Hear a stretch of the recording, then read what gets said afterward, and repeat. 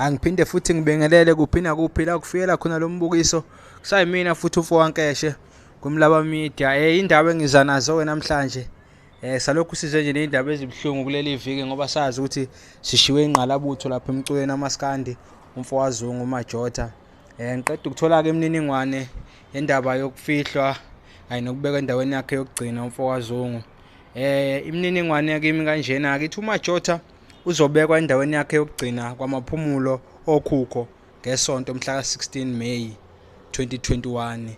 Shuthi uma ufuna ukuxhumana ke nokuzwa nendaba yomncwabo nangezikhathi sungathinta nomzwandile Zungu ku-079 125 7708. Baze babhala ke bomndeni lana bathi, when we lose a loved one on earth we have a hope that we are going to a better place.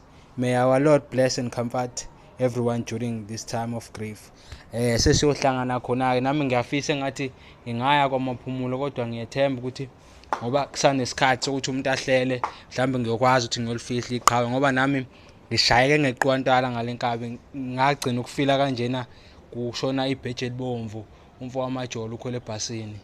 Hayi kunye nokunye ke sizoyithola nje imininingwane along the week mayina namalungiselelo alomncwabo uFowankeshe. Ngiyabonga.